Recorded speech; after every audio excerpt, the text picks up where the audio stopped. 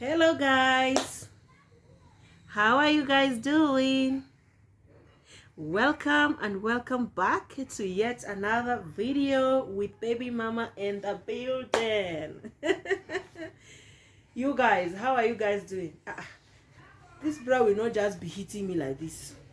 So guys, in today's video I've come to do you guys a story time about my experience with house helps when we were growing up back in the days, and why until today I can't find myself like employing a staying house help. I just bring people around to do one or two things and pay them and allow them to go.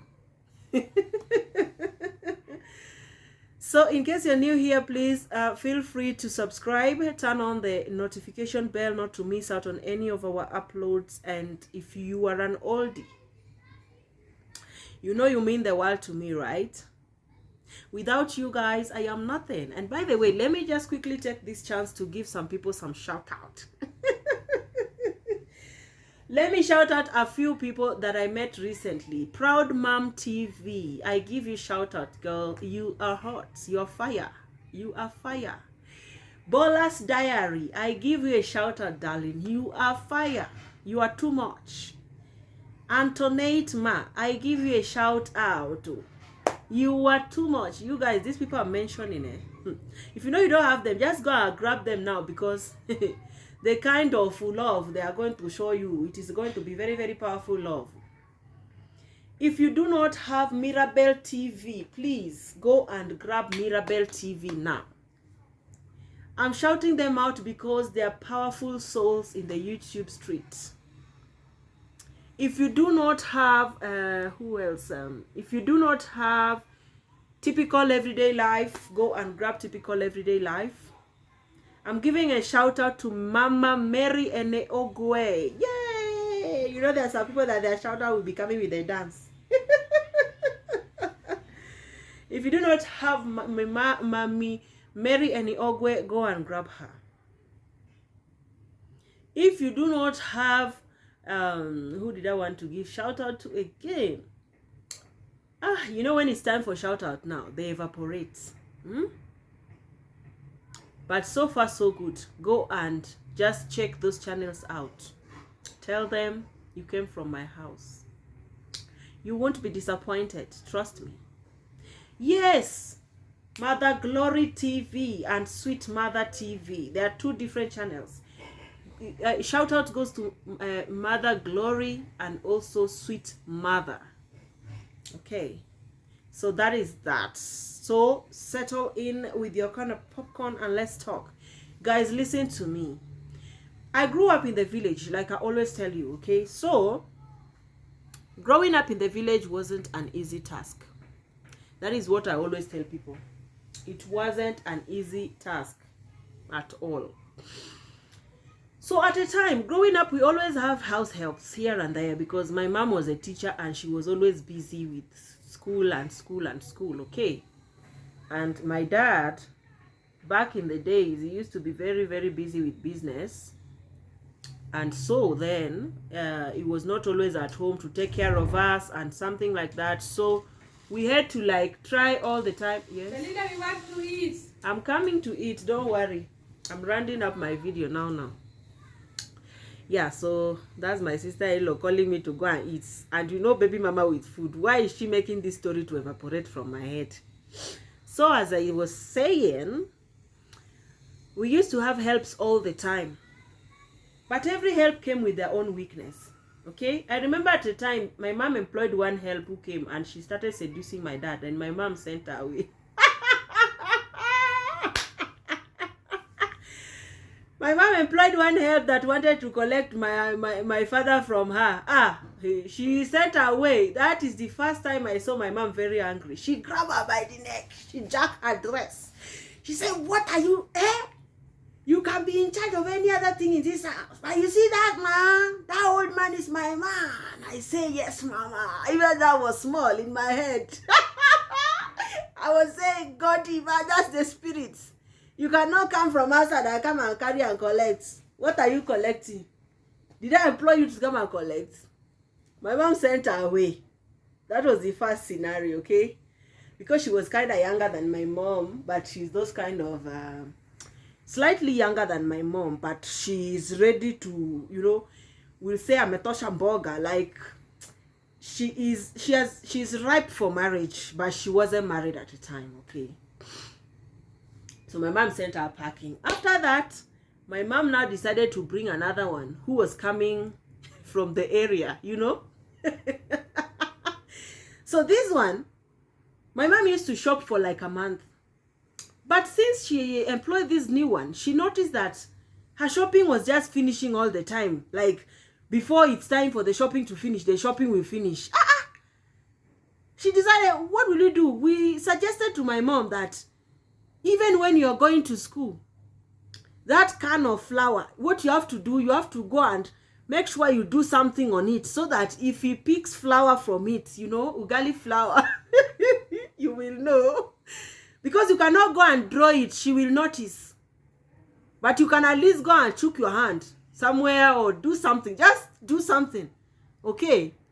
Then you will know. When you come and you notice that that thing is not where it was, then you know that definitely this woman took flour.